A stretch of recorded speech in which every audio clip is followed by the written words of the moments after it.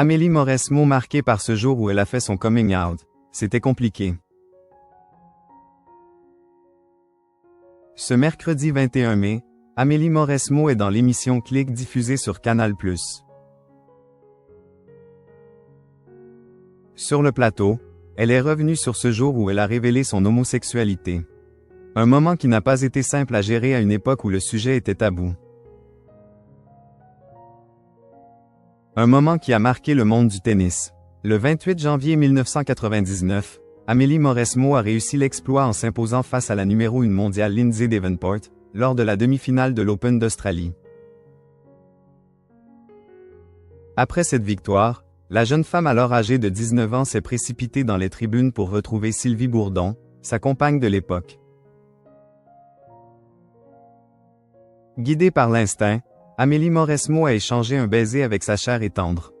Devant les caméras, la joueuse de tennis venait de révéler son homosexualité. Invitée de l'émission Clique, diffusée ce mercredi 21 mai sur Canal+, Amélie Mauresmo est revenue sur son coming out qui n'a pas été simple à gérer à une époque et dans un domaine où le sujet était encore tabou. C'était un gros événement et c'était compliqué. J'ai pris cher à ce moment-là et pendant pas mal de temps, a-t-elle d'abord confié.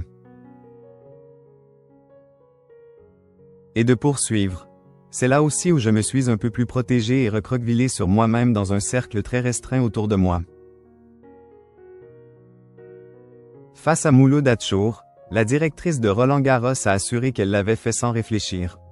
Ça s'est fait comme ça, au feeling, sans trop réfléchir et sans calculer. C'était à l'instinct. Ça s'est passé comme ça, a-t-elle déclaré. Concernant son baiser, Amélie Mauresmo a indiqué qu'il s'agissait avant tout d'un geste de sincérité. Je n'avais pas envie de tricher. Ce n'est pas mon truc, a-t-elle précisé.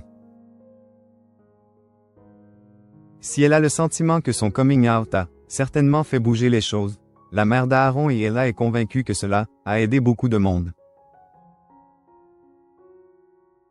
Même aujourd'hui, encore, je croise des gens où je reçois des messages de personnes qui me disent « Vous m'avez aidé, vous avez contribué à, quand j'étais jeune, ça m'a aidé. » J'ai encore plein de témoignages dans ce sens-là, a-t-elle accent aigu NUME accent aigu RE accent aigu. Et d'ajouter avec un large sourire « Pour moi, c'est ça qui est important. » Et ça a fait bouger les lignes. Une belle victoire pour Amélie Mauresmo. Amélie Mauresmo en larmes. Le souvenir de son défunt père est toujours très vivace. Avant de revenir sur cet événement marquant de sa vie et de sa carrière, Amélie Mauresmo a fendu l'armure face à Mouloud Achour. Et pour cause, ce dernier a évoqué avec elle la mort de son père, survenue en 2004. J'aimerais qu'on parle d'une déclaration qui m'a interpellé. Vous avez dit: mon père est mort en 2004, je suis devenu numéro 1 mondial en septembre 2004, ce n'est certainement pas anodin. Qu'est-ce que vous y voyez comme relation de cause à effet? Lui a demandé l'animateur.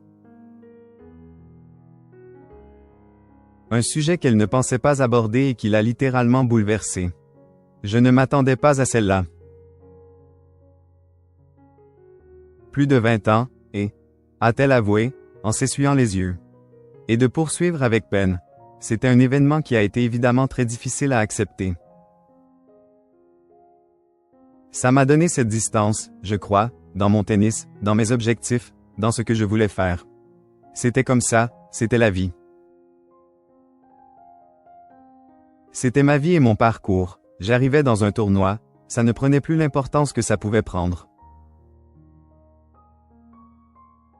Cette terrible épreuve a permis à Amélie Mauresmo de prendre conscience qu'il fallait se focaliser davantage sur le jeu que sur l'enjeu.